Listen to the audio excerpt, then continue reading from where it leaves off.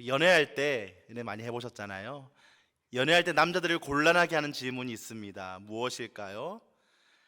내가 왜 화났는지 몰라? 말을 안 해주는데 어떻게 할까요? 어느 날 이럽니다. 오늘 메뉴는 너가 정해봐. 그럼 이걸 먹을까? 아니 그거 말고. 그럼 이거 먹으면 어때? 아니 그것도 말고. 어쩌라는 걸까요? 그 중에 정말 대답하기 어려운 것 중에 하나가 이거인 것 같습니다. 나 오늘 뭐 달라진 것 없어?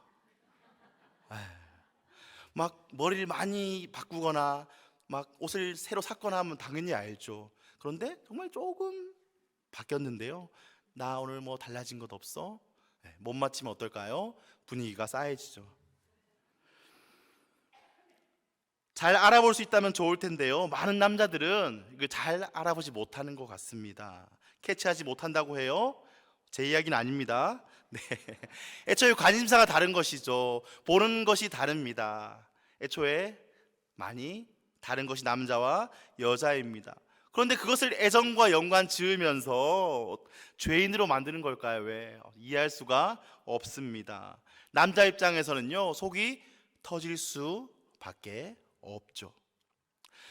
그런데 이후에 찾아보니까 또 그것을 돌아보니까 그렇더라고요. 그 바뀐 것을 알아봐 주면 너무나 좋겠지만 그것을 알아봐 주지 못하더라도 그 대처하는 그 모습, 애쓰며 사랑하는 눈빛과 그를 바라보는 것들을 바라보면서 어떤가요? 여전히 나를 많이 사랑하는지 확인하려는 심리가 있다고 하더라고요. 맞나요? 여성들만 그럴까요? 정도는 다르지만 남자들도, 아니 아마 모든 사람들은요, 사랑을, 관심을, 또 많은 것들을, 마음을 확인하고 싶어 하는 것 같습니다. 확인하지 않으면요, 불안해요. 연예인 감정, 또 여러 가지 친구 감정 가운데 확인하지 않으면 불안한 것들이 있습니다. 확인되지 않으면 마음이 흔들릴 때가 있다는 사실입니다. 제가 왜 이렇게 장황하게 말했을까요? 오늘부터 말라기에 대해서 말씀을 전하려고 합니다. 말라기를 쓰는 목적이 무엇일까요? 여러 신학적 메시지가 있지만 저자의 초점은 무엇일까요? 하나님의 백성들이 하나님에 대해 느끼고 있는 그 서운한 감정, 그 소외감, 때로는 그 배반감을 해소하는 데 이 말라기서는 초점이 맞추어져 있다는 사실입니다. 포로 후기 시대에 많은 소망감을 가지고 돌아왔습니다. 이사야서 40장에서 55장까지 내용을 보면요, 고향에 돌아온 자들의 미래를, 이제 메시아 시대가 곧 시작될 것이다, 그런 기대에 대한 희망에 찬 표현들이 기록되어 있습니다. 또 학개와 스가랴 선지는 어땠을까요? 그 백성들이 성전을 재건한다면, 그 성전을 다시 짓는다면 그 주님의 영광이 다시 그 성전 가운데 내려와서 전례가 없는 축복이 있을 것이다 라고 이야기를 합니다. 그러나 그들은 성전을 세웠습니다. 그 축복을 기다립니다. 그 영광을 기다립니다. 그러나 지금 상황은 어떤가요? 지금 그 영광을 보고 있나요? 시간이 지나갑니다. 너무나 어렵게 살고 있는 거예요. 마치 사랑받지 못하고 있다고 느끼는 것이죠. 그들은 지금 상황이 좋아져야지 사랑을 받는다고 생각할 것입니다. 그러나 소망이 지금 실망이 되고 있는 것이죠. 지금의 형편과 환경만을 바라보고 있는 것입니다. 기대했던 그들의 형편은요, 별로 좋아지고 있지 않습니다. 오히려 기근과 가난과 역병과 결혼 맹세에 대한, 그런 언약 맹세에 대한 불신만이 남아 있습니다. 그 사랑의 감정을 느끼지 못하니까 점점 상태가 하나님께서 기뻐하시지 않는 곳으로 가고 있다는 사실이죠. 그때 이 말라기 선지자의 관심은 무엇일까요? 하나님께서 그의 사자를 통해서 말씀하시는 바가 무엇일까요? 하나님께서 예나 지금이나 너희들을 사랑한다라고 이야기를 하는 것입니다. 그 사랑의 언약을 다시금 상기시키는 것입니다. 그러면서 지금 이 부패한 세대가 다시금 하나님 자녀로서 그 신실한 모습으로 돌아오기를 원하는 마음이라는 것이죠. 그게 바로 이 말라기서입니다. 1절 이렇게 시작합니다. 여호와께서 말라기를 통하여 이스라엘에게 말씀하신 경고라. 내용은 무엇입니까? 경고입니다. 받는 자는요 이스라엘 백성들이고요, 보내는 자는 하나님이 말라기의 입을 통해서 말씀하시는 거죠. 다른 선지자들처럼 지금 선포하는 이 이야기가 자신의 비롯된 것이 아니라 하늘로부터, 하나님으로부터 왔다는 것을 분명하게 말라기 선지자는 밝히고 있습니다. 말라기 뜻은 무엇일까요? 나의 사자라는 뜻입니다. 개인의 이름이었을 수도 있고요, 칭호 그대로 하나님의 사자를 뜻하는 것으로 여러 학자들의 의견이 있습니다. 그러나 전통적인 의견은요, 그 말라기가 고유명사, 즉 선지자의 이름이었다라고 보는 것입니다. 오늘 이 1절 말씀 가운데 연대라 그러죠. 그 연대에 대한 구체적인 언급은 없습니다. 뭐 누구의 아들, 보통 그렇잖아요. 누구의 아들 선지자 누구라 이렇게 말하잖아요. 아니면 왕의 이름, 역사적 사건 등을 언급해 있지는 않습니다. 그러나 1장 8절 총독이라는 단어, 페하트라는 단어인데요, 그 페르시아어가 사용되었기에 포로 후기 시대 이후로 보고 있습니다. 그리고 이 말라기는요 이미 성전이, 두 번째 성전이 건축되어 있는 것을 전제로 이야기가 흘러간다는 것이죠. 특별히 이 말라기에서 언급하고 있는 이슈들 어떤 것이 있을까요? 11조, 그리고 이혼과 자폰에 관한 그 문제들 언급했을 때 에스라 선지자가 기억나지 않나요? 그 고민했던 것을, 똑같은 내용을 이 말라기 선지자는 이야기하는 것을 보았을 때 바로 에스라 시대에 바벨론으로부터 돌아온 그 귀향민들을 중심으로 이 말라기 선지자는 사역했을 것이다 라고 이야기를 합니다. 이 말라기서는 여러 가지 논쟁들로 구성되어 있습니다. 6가지의 논쟁들로 구성되어 있습니다. 첫 번째로 선지자가 선언합니다. 그리고 그 선지자의 선언에 대해서 백성들이 이의 제기를 하는 거예요. 그러면 그 선지자의 선언을 확고한 증거로 하나님께서 말씀으로 뒷받침을 하는 내용들이 있습니다. 오늘 본문은 바로 그 첫 번째 논쟁입니다. 우리 2절 상반절을 보면 이렇게 시작합니다. 여호와께서 이르시되 내가 너희를 사랑하였노라 하나 너희는 이르기를 주께서 어떻게 우리를 사랑하셨나이까 하는도다. 어떻게 시작하나요? 여호와께서 이르시되 내가 너희를 사랑하노라 라고 시작합니다. 이 한 줄이 이 말라기의 서론을 표현하자, 그리고 이 말라기의 중심 주제입니다. 내가 너희를 사랑하였노라. 그러나 사람들은요 이의를 제기하는 것이죠. 그 말라기의 말씀을 듣고 있는 청중들 중에 아마 하나님께서 자신을 사랑하신다 어릴 때부터 많이 들었을 것입니다. 하나님께서 우리 백성들을 사랑하신다 모르는 사람이 없을 것입니다. 귀에 딱지가 앉을 정도로 조상 대대로 들었을 것이에요. 그러나 그들은 지금 이렇게 반문하고 있습니다. 아니 어떻게 주님께서 우리를 사랑하셨나요? 사랑하셨으면 우리는 왜 이 모양 이 꼴인가요? 사랑하셨으면 상황이 더 나아져야 하는 것이 아닌가요? 예언된 소망들이 성취되는 것, 아니 그 정도는 아니더라도 하다못해 조금이라도 형편들이 나아져야 되는 것이 아닐까요? 조금이라도 그 성취된 것들이 보여야 되는 것이 아닐까요? 하나님께서는 그에 대해서 이렇게 말씀하십니다. 2절 하반절부터 우리 3절까지 함께 읽어보시겠습니다. 나 여호와가 말하노라. 에서는 야곱의 형이 아니냐. 그러나 내가 야곱을 사랑하였고 에서는 미워하였으며 그의 산들을 황폐하게 하였고 그의 산업을 광야의 이리들에게 넘겼느니라. 그 백성들의 반론에 대해서, 하나님께서 우리를 어떻게 사랑하셨나이까에 대한 그 반론에 대해서 큰 것들을 말씀하시지 않으십니다. 창조에 대해서 말씀하시지 않으시고요, 출애굽의 놀라운 일에 대해서 말씀하지 않으시고요, 많은 행하시는 일들에 대해서 말씀하지 않으십니다. 무엇을 말씀하시나요?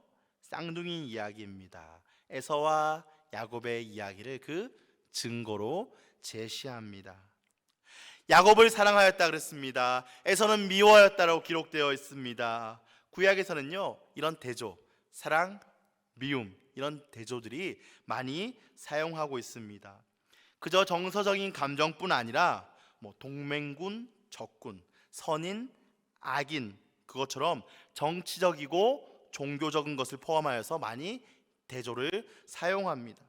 오늘 본문에서 사용한 사랑, 미움, 이것은 무엇일까요? 바로 언약적 관계를 말합니다. 즉 무엇일까요? 야곱을 사랑하였고 야곱을 선택하였고 에서를 미워하였고 에서를 선택하지 않았노라라고 말하고 있다는 것이죠. 에서가 아니라 야곱을 선택한 거, 아무리 생각해도 에서가 버림받고 야곱이 선택받을 이유가 없죠.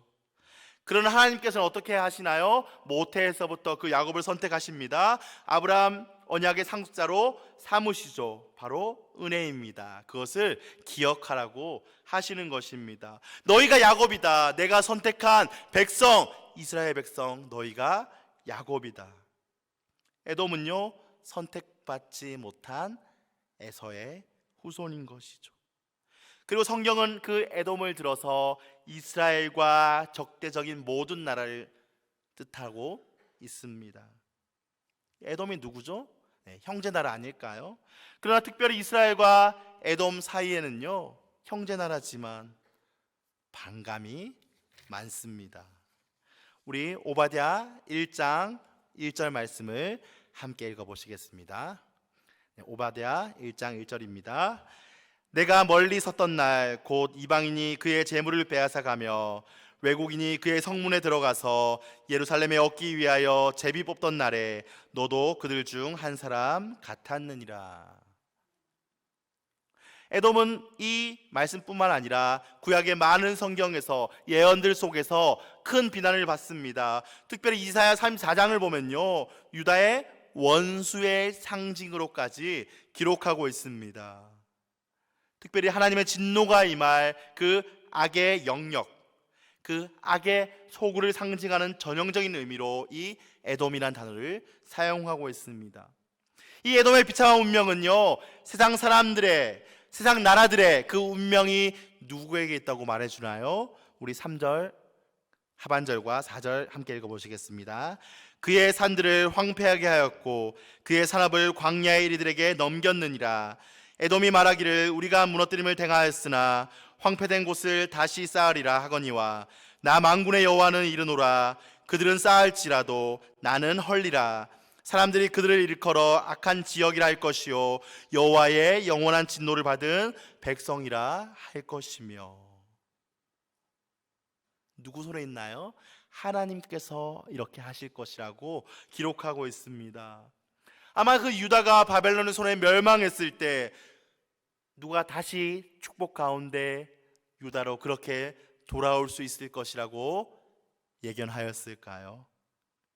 지금 에돔이 이렇게 뿌리치 뽑히고 에돔이 이렇게 망할 것이라고 누가 상상했을까요?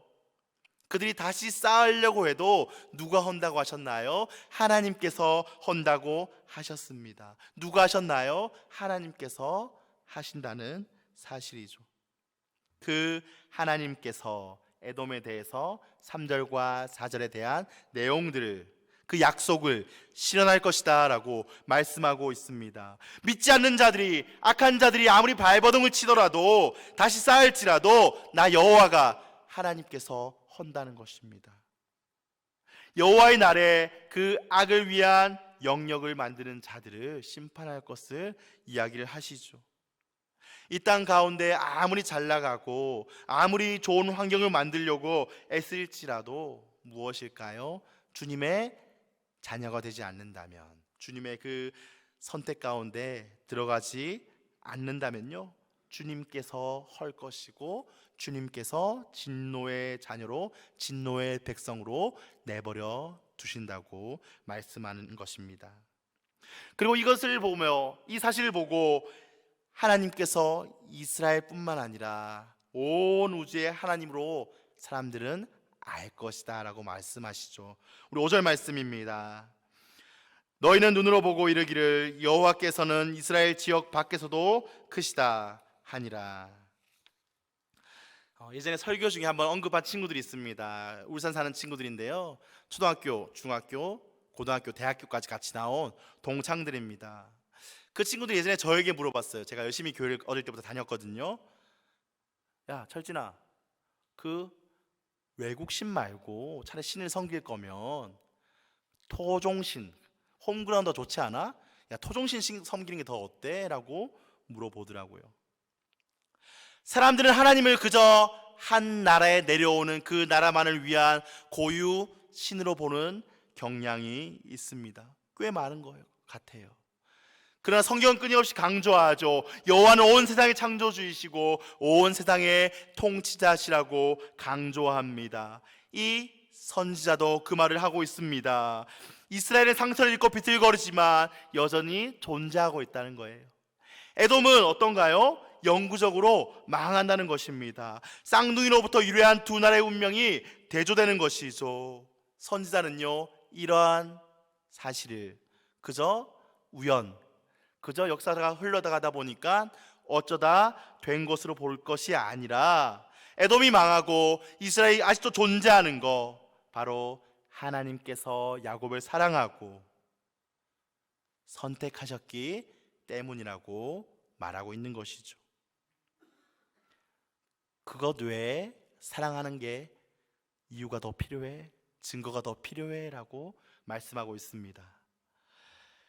말씀을 마치겠습니다. 이스라엘 백성들은요, 하나님의 사랑을 이해하지 못하고 계속해서 말합니다. 우리를 어떻게 사랑했나요? 라고 말합니다. 그러나 하나님께서는 말합니다. 말라기 선지자를 통하여서 분명히 말씀하시죠. 너희를 선택하고 에서로 선택하지 않은 것, 그것 외에 더 큰 사랑의 증거가 필요할까? 하나님께서는 사랑하시는 우리를 위해서, 사랑하시는 그 자녀를 위해서 구속의 계획을 세우셨습니다. 그것이 아브라함을 통하여서 야곱에게 이어집니다. 그리고 예수님께로 이어지고요, 예수님께서 그 구속의 계획을 이미 이루셨습니다. 하나님께서는요, 아브라함을 선택하여서 복을 주시고 그 복이 온 민족을 흘러보내서 온 민족이 복을 받게 될 것을 말씀하십니다. 그 놀라운 흐름 가운데, 이어지고 있는 그 일 가운데 지금 이스라엘 백성들이 서 있다고 말씀하고 있는 것이죠. 그 중에 너무나 상황이 어렵다고 해서, 지금 너무나 가난하고 힘들고 형편이 좋지 않다고 해서 그 사랑을 느끼지 못하고 희망을 잃고 부패해가는 그 이스라엘 백성들에게 분명하게 말씀하시는 것이죠. 내가 너희를 사랑하노라 라고 말씀하십니다. 우리는 누구인가요? 지금 이 자리에서 제천 성도교회에서 예배드리고 있는 우리는 누구인가요? 바로 우리가 그 예수 그리스도를 믿고 선택받고 구원받은 하나님의 자녀가 아닐까요? 하나님의 자녀이죠. 사랑하시는 야곱의 족속입니다. 선택받은 하나님의 자녀입니다. 이 원리를 잊지 마시길 바랍니다. 우리는 하나님이 사랑하시는 존재입니다. 예전에 좋아하는 목사님의 또 예화를 기억나는 게 있어서 한번 설교 때 한번 하고 싶어서 가져왔습니다. 접시에 오렌지가 있습니다. 너무 먹음직스러워 보이지 않나요? 너무 먹음직스럽고 맛있어 보입니다. 이 예쁘고 좋은 접시 있을 때 이게 무엇일까요? 오렌지입니다. 그럼 제가 이걸 집어서 식탁 위에 놓으면 어떨까요? 똑같이 오렌지인 거죠. 그럼 얘가 떨어져서 바닥에 먼지 구덩이에 뒹군다고 하면 어떨까요?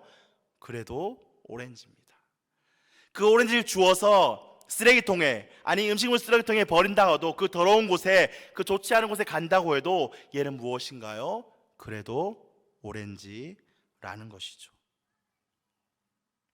우리의 환경이 좋지 않나요? 우리는 어려움을 당할 때, 아플 때 때론 하나님이 나를 사랑하시지 않나라고 생각할 때가 있습니다. 그럴 때가 있음을 고백합니다. 기억하시길 바랍니다. 내가 정말로 좋을 때도 하나님이 사랑하시는 존재입니다. 내가 아플 때도 하나님이 사랑하시는 존재이고요, 내가 큰 사고를 겪고 일어날 힘이 없을 때도 하나님이 사랑하시는 존재라는 것이죠. 내가 말 못할 우울증에 빠져 있거나 하다못해 내가 죄를 짓고 있을 때에도 하나님이 사랑하시는 존재라는 사실입니다. 계속해서 하나님께서 말씀하십니다. 그 사랑하는 이들에게, 그것이 죄인 줄 모르는 이들에게 말씀하십니다. 말라기 선생을 통해서 죄를 깨닫게 하시고 돌아오게 하시기를 원하십니다. 우리는 어떻게 할까요? 이 죄 많은 세상 가운데서 살아갑니다. 죄를 짓고 살아가죠. 우리의 부패, 우리의 죄 어떻게 멈출 수 있을까요? 하나님 기뻐하시는 일을 하고 하나님 슬퍼하시는 일을 하지 않으면 될까요? 너무 그것을 결심하고 하는 거 중요합니다. 그러나 그 첫걸음은 무엇일까요? 그 첫걸음은요, 내가 하나님께서 사랑하시는 존재라는 것을 깨닫는 것이죠. 계속 그 사실을 깨달으면서 하루 살아가시길 바랍니다. 옆 사람과 함께 얘기해 볼까요? 당신은 하나님께서 사랑하시는 존재입니다. 나도 하나님께서 사랑하는 존재입니다. 그 사실을 기억하시면서 매일매일 삶 가운데 하루에 한 번씩 얘기해 보는 거예요. 나는 하나님 사랑하시는 존재야 라고 고백하면서 늘 기억하며 살아가는 우리 되기를 간절히 소망합니다.